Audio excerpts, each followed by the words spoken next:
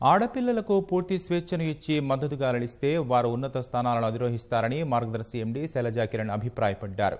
చిత్తూరు జిల్లాలో కృష్ణదేవరాయ విద్యా సాంస్కృతిక సంఘం 43వ వార్షికోత్సవాలకు ముఖ్య అతిథిగా హాజరైన ఆమె జీవితంలో విజయాలు ఒక్క క్షణాన ఉత్పన్నమయ్యేవి కాదన్నారు. గెలుపు కోసం కఠోర శ్రమ అవసరమని విద్యార్థులకు సందేశమిచ్చారు. పర్యావరణం ప్రాముఖ్యతను వివరించారు.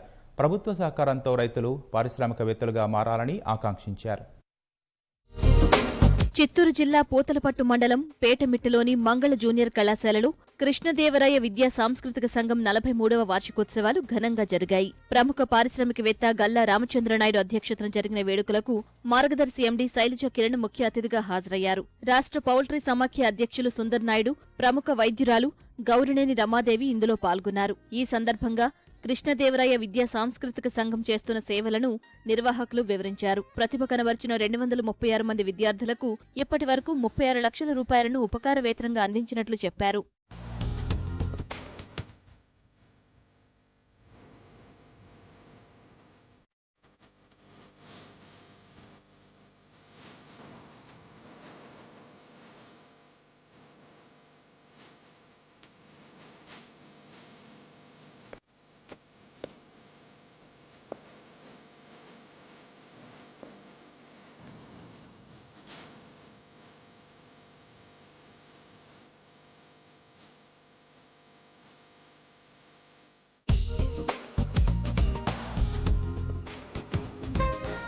నెక్స్ట్ ఫ్యూచర్లో రెవల్యూషన్ రావాలంటే దానికి విద్య కావాలి, విద్యా అర్హతలు కావాలి, విద్యకు సౌకర్యాలు యాక్సెస్ కావాలి. 10,000 రూపీస్ పంపించాము. ఆ డబ్బులు అట్లే ఎక్కడో బ్యాంకులో కానీ ఎక్కడ కానీ కార్పొరేషన్ కాన్సెప్ట్ ఆ రోజుతో స్టార్ట్ చేశాం. దీన్ని ముట్టుకోవద్దని దీన్ని డిపాజిట్ చేసి వచ్చిన ఇంట్రెస్ట్తోనే డబ్బులు అయిపోయింది. అలా ప్రతి సంవత్సరం కొద్దిగా యాడ్ చేసుకుంటూ వచ్చిన తర్వాత ఎక్కడెక్కడైతే ఎవరికైతే నీడ్ ఉంటుందో చదువు మీద ధ్యాసను ముందుకు పరీక్షించాలంటే అందరూ కూడా ముందుకొచ్చి సహాయం చేస్తే ఈ సంస్థను ముందుకు తీసుకెళ్ళచ్చు.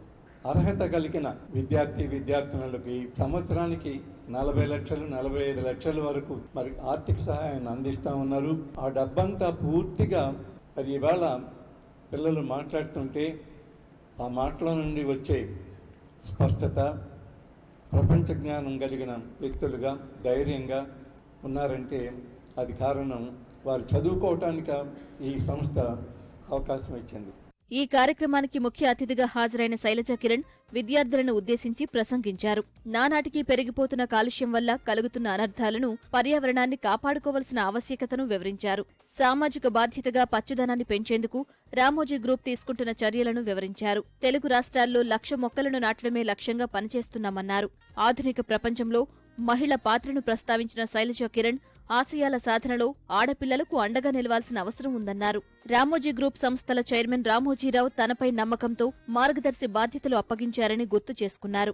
ఈ రోజు ఆ సంస్థ 10,000 కోట్ల టర్నోవర్ చేరుకోవడానికి ఎంతో శ్రమించానని, ఇందుకు కుటుంబ సభ్యులు సహకరించారని చెప్పారు.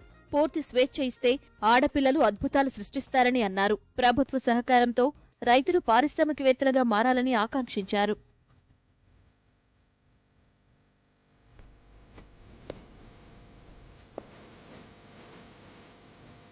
India is the #1 producer of rice, paddy, wheat, pulses, spices. వీటన్నిటిలో maximum India 1 to 3 పొజిషన్స్ లో ఉన్నది. మనం ఎక్స్పోర్ట్ చేసే దాంట్లో 20% అగ్రికల్చరల్ ప్రొడక్ట్స్ ఎక్స్పోర్ట్ అవుతున్నది. బట్ టోటల్ అగ్రికల్చరల్ ప్రొడక్షన్ లో 6% మాత్రమే ప్రాసెసింగ్ కి వెళ్తుంది. అదే 20% ప్రాసెసింగ్ కి వెళ్తే మన agricultural produce it can create 50% of industrial production. So farmers have to become industrialists. They have to set up enterprises by way of cooperative societies and with the help of the government. అనంతరం శైలజా కిరణ్ చేతుల మీదుగా విద్యార్థులకు ఉపకార వేతనాలను, ప్రశంసా పత్రాలను అందజేశారు.